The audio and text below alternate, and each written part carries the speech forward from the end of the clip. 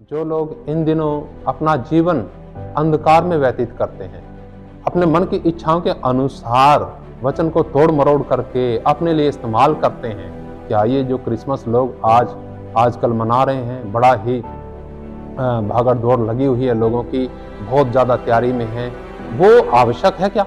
जय मसीह की। प्रभु का धन्यवाद हो, प्रभु की स्तुति हो। आइए हम प्रार्थना करेंगे प्रियो, फिर हम प्रभु की वाणी में चलेंगे।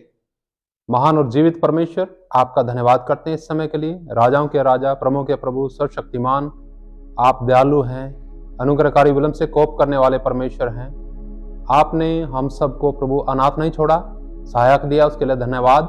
आपने हमारी हर एक आवश्यकताओं का प्रबंध किया प्रभु, जो इस संसार में रहते हुए हमें चाहिए, शरीर के लिए, प्राण के लिए, आत्मा के लिए, जो भी चाहिए प्रभु जी, आपने सबका पहले से ही प्रबंध किया।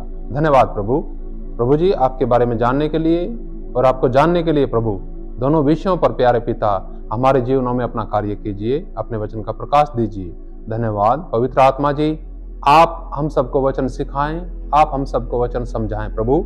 जो भी बंधन में हैं दुष्ट के, जिनके बुद्धि, दिमाग, विचार बंधे हुए हैं, सब यीशु नासरी के नाम से उनके विचारों को तोड़ देते हैं प्रभु। और प्रभु जी दया करें हम सब पर। धन्यवाद सब बातों के लिए। ये प्रार्थना प्रभु यीशु के नाम से मांगते हैं, आमीन। देखेंगे, आइए हम देखते हैं मीका का पुस्तक है और उसका 5 अध्याय, उसका दूसरा वचन हम देखेंगे। मीका 5:2।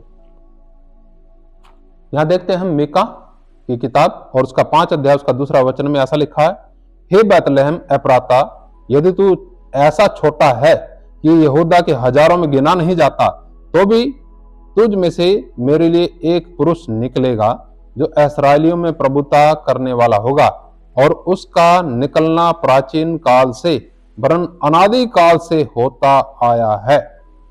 प्रियो, यहां पर हम देखते हैं प्रभु यीशु मसीह के पूर्व अस्तित्व के बारे में। लेकिन जब हम हर साल प्रभु जी का जन्म मना लेते हैं 25 दिसंबर को, जो कि प्रभु का वचन में कहीं भी नहीं लिखा है ना मनाने के लिए, ना संतों ने मनाया, किसी ने वचन में देखेगा किसी ने, संतों ने नहीं मनाया। आपको इसके विषय में और गहरा अध्ययन करना, अगर दिलो दिमाग में एकदम से इन वचनों के द्वारा आपको थोड़ा ठेस पहुंचती है, तो जरूर आप इन बातों का जो हम कर रहे हैं यहाँ पर, जरूर से जरूर इन बातों का जांच पड़ताल करें। सोचिए कब शुरुआत हुई क्रिसमस की, क्या पहली सदी में शुरुआत हुई है या बाद में हुई है? बाद में हुई है तो कब हुई है, किनके द्वारा हुई है, क्यों हुई है ये शुरुआत? लेकिन वचन के अंदर कहीं नहीं है। वचन के अंदर कहीं नहीं लिखा है कि क्रिसमस मनाओ, या संतों ने, पहली सदी के संतों में देखेगा, प्रेरितों के काम में कहीं भी जिक्र मिलेगा क्या? किसी भी संत ने क्रिसमस मनाया क्या? किसी ने नहीं मनाया। प्रभु जी अनादिकाल से हो, लेकिन जब हम उसका जन्म मनाते हैं तो हम उसके अस्तित्व को बढ़ाते नहीं, घटा देते हैं। वैसे हम उसको बढ़ा नहीं सकते ना घटा सकते, लेकिन लोगों की नजर में ऐसा लगता है कि ये भी एक आया और ये भी मर गया, ये हर साल आता है, हर साल मरता है। ये कौन सा तरीका है? ये संसार का है, भौतिक तरीका है। प्रभु की वाणी का ऐसा कोई तरीका नहीं है। प्रभु की वाणी में अनादिकाल से है। वो आया तो उसने एक देह धारण करी, आपके और मेरे तरह उसने देह धारण नहीं की। और प्रभु की वाणी में देखिएगा क्या लिखा, और भी हम जब पढ़ेंगे, आइए हम देखते हैं यूहन्ना 1:1 में क्या लिखा। यूहन्ना का सुसमाचार उसका 1 अध्याय, यूहन्ना 1 और उसका 1 वचन में ऐसा लिखा है, आदि में वचन था और वचन परमेश्वर के साथ था और वचन परमेश्वर था। यही आदि में परमेश्वर के साथ था और सब कुछ उसी के द्वारा उत्पन्न हुआ, और जो कुछ उत्पन्न हुआ है उसमें से कोई भी वस्तु उसके बिना उत्पन्न नहीं हुई। ये आदि में वचन के जिक्र बताया गया। वचन क्या है? थोड़ा 14 वचन में भी पढ़ेंगे इसी में। और वचन देहधारी हुआ। यहां ऐसा नहीं लिखा वचन का जन्म हुआ, यहां लिखा वचन क्या हुआ? देहधारी हुआ, देह धारण की। उसके लिए विशेष देह थी, जैसे आपके लिए मेरे लिए है ऐसा नहीं, उसके लिए विशेष देह थी। लेकिन जैसे हम अपना जन्म मनाते हैं, अपने जन्म का केक काटते हैं, वैसे ही प्रभु यीशु मसीह जी के जन्म का केक काट देते हैं। क्या कर रहे हैं हम? घोर पाप कर रहे हैं, घोर गुनाह कर रहे हैं, अगर हम समझेंगे तो उस बात को, क्योंकि हम इस बात को वचन में नहीं पाते। वचन प्रमाणित नहीं करता है कि उसका जन्म मनाएं, लेकिन वचन इस बात को जरूर प्रमाणित कर देगा कि ये यीशु मसीह जी का जन्म मनाना सही नहीं है। अगर प्रभु जी का जन्म हमें मनाना था तो परमेश्वर का वचन में लिखा होता, अपना तौर तरीके से नहीं हम चल सकते। देखिए क्या लिखा है, वचन आदि में था और ये वचन क्या हुआ 14 वचन में, और वचन देहधारी हुआ और अनुग्रह और सच्चाई से परिपूर्ण होकर हमारे बीच में डेरा किया, और हमने उसकी ऐसी महिमा देखी जैसे पिता के इकलौते की। हालेलुया, प्रभु की स्तुति हो। प्रियो, प्रभु का वचन देखिए क्या कहता है और दुनिया देखिए क्या कर रही है। आदि में वचन था और वचन क्या हुआ, वचन ने सब कुछ बनाया और वचन ही देहधारी हुआ, हमने उसकी ऐसी महिमा देखी जैसे पिता के इकलौते की। प्रभु यीशु मसीह का जिक्र है यहाँ पर।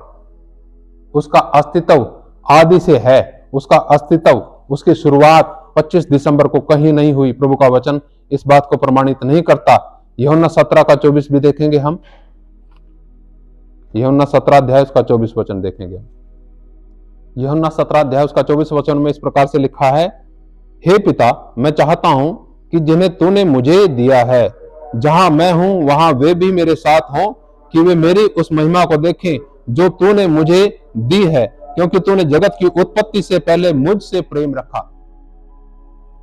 प्रभु की स्तुति हो, हालेलुया, प्रभु का धन्यवाद। इस प्रकार लिखा है इधर, हे पिता, मैं चाहता हूं कि जिन्हें तूने मुझे दिया है, जहां मैं हूं वहां वे भी मेरे साथ हों, कि वे मेरी उस महिमा को देखें जो तूने मुझे दी है, क्योंकि तूने जगत की उत्पत्ति से पहले मुझसे प्रेम रखा। हालेलुया, यहां पर जगत की उत्पत्ति से पहले प्रभु यीशु मसीह जी का वजूद है। प्रियो, उसके वजूद को हम क्यों घटाते हैं, उसके वजूद को हम दुनिया के लोगों के साथ क्यों मिलाते हैं। आइए पढ़ते हैं और प्रभु की वाणी में कुलुसियों 1 का 16-17 देखेंगे। कुलुसियों की पत्री 1 अध्याय उसका 16 और 17 वचन देख करके समाप्ति की तरफ हम जाने का प्रयास करेंगे। कुलुसियों की पत्री 1 अध्याय उसका 16 और 17 वचन में इस प्रकार लिखा है, क्योंकि उसी में सारी वस्तुओं की सृष्टि हुई, स्वर्ग की हो अथवा पृथ्वी की, देखी या अनदेखी, क्या सिंहासन, क्या प्रभुताएं, क्या प्रधानताएं, क्या अधिकार, सारी वस्तुएं उसी के द्वारा और उसी के लिए सृजी गई हैं। वही सब वस्तुओं में प्रथम है और सब वस्तुएं उसी में स्थिर रहती हैं।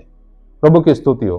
प्रियो, यहाँ पर जब हम प्रभु की इन वचनों को देखते हैं, प्रभु की इस वाणी को देखते हैं, तो हमें मालूम पड़ता है कि प्रभु यीशु मसीह जी का अस्तित्व अनादिकाल से है और अनंत काल तक वो रहेगा। त्रिएक परमेश्वर है वो। परमेश्वर को किसने बनाया, परमेश्वर को कौन क्या करते हैं उसका जन्म मना सकता है। प्रभु का वचन तो इस बात को इजाजत नहीं देता, लेकिन जिन लोगों के ऊपर परमेश्वर के वचन का प्रकाश नहीं चमका, वो लोग इस प्रकार से चलते रहते हैं। बेशक उनके पास दुनिया भर का ज्ञान हो, दुनिया जहान का ज्ञान हो, ज्ञान का बखान करेंगे, लेकिन वचन का प्रकाश उनके ऊपर ना होने के कारण वो लोग वचन के खिलाफत में चलते हैं। मैं तो इतना कहना चाहूंगा आज कि आप संसार को देख के नहीं, दुनिया को देख के नहीं, दुनिया के आकर्षण को देख के नहीं, लेकिन प्रभु की वाणी को देख करके, प्रभु के वचन के अनुसार अपना जीवन जिए।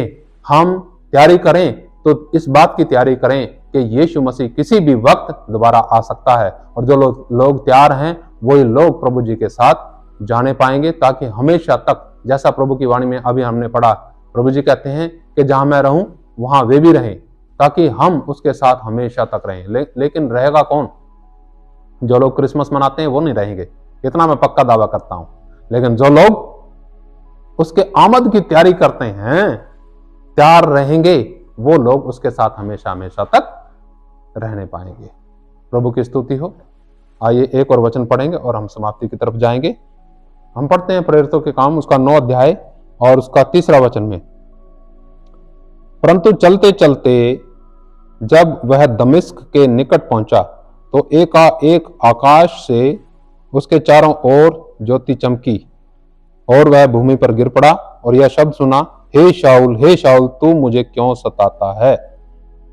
यहां पर प्रयोग हम देखते हैं